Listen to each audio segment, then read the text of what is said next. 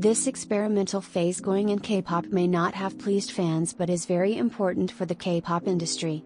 This is unpopular cause most people are just saying this is worst part of K-pop.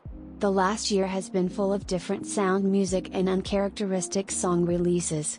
And while many people are saying it is bad, but it is still very important for music producers, composers, lyricists to gauge the fandom reactions, GP reactions and much more. The so-called hit or miss isn't actually bad cause even what people like to call flop songs are still performing well. The main difference has been the range of the people that can connect to song.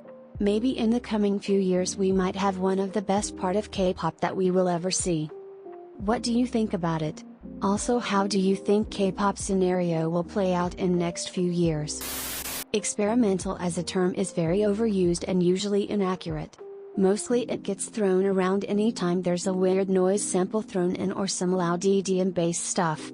To me a K-pop song can only be experimental based on structure, production, or harmonic/melodic content. To that end, not much K-pop recently has been experimental.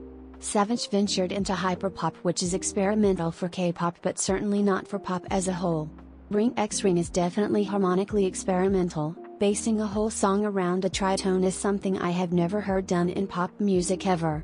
Structurally, Next Level and OO played around with stuff but it's nothing we haven't seen before with I Got a Boy. I think most experimental songs nowadays are experimental on the production side, but I think the proper word would be unconventional.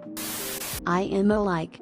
Half the songs that are called experimental are just EDM, loud/party music, and that has been around forever. See, Fantastic Baby, Electric Shock, Sugar Free. Even then mixing songs together has been around since SNSD EGOB, so it's just going to continue, since these genres have an audience. If I may, give me more EDM. Agreed Lamau.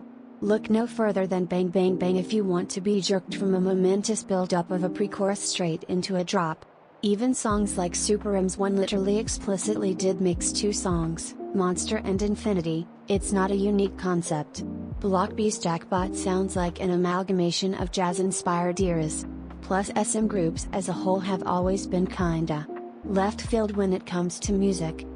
There can be some really well-crafted, creative, less conventional tracks of course, but the problem is people are just labeling the less melody-driven, dance-heavy tracks or more quirky songs as experimental like they are actually playing with some new phenomenon. I agree because K-pop can't evolve it if stays the same forever. Fans can just choose to listen to something else and not spread negativity I guess. The discourse that NCT 127's sticker stirred up within the K-pop fandom. It really gave fans something to talk about so I would say yes, experimental music is important. Music is constantly changing and evolving and I'm here for it. Edited to add, we don't listen to the same music our parents listen to, disco, anyone? So we can't expect the next generation will listen to the same things we do. People will always try to experiment new sounds in music. Yeah, I'm wondering what qualifies as experimental, because I don't think I've heard that much experimental music. Agree. It's weird to see people throw this word around and not properly define it.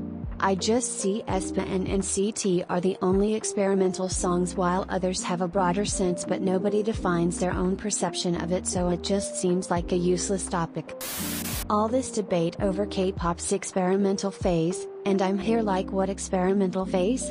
It's really just handful of groups, no? I think the issue isn't so much as that it's experimental since SHINee and FX were always known for their innovative music, but still had major hits.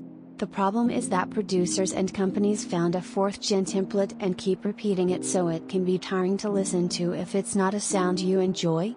I'd say the only experimental song released recently that actually hasn't been done before is Sticker. Everything else are basically remakes of second-gen YG or I Got a Boy, Crying Face. But I think K-pop fans are dramatic about it. K-pop always has long-lasting phases and this will pass too. We had the hip-hop era, tropical house era, deep house era, future bass era, Latin pop era, 80s retro era, and now it's noisy EDM or pop rock.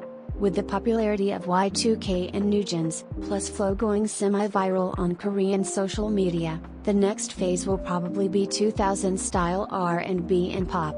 2000 style R&B and pop. Anticipate me spamming under every new song with EXO Whippers Pave the Way. /JK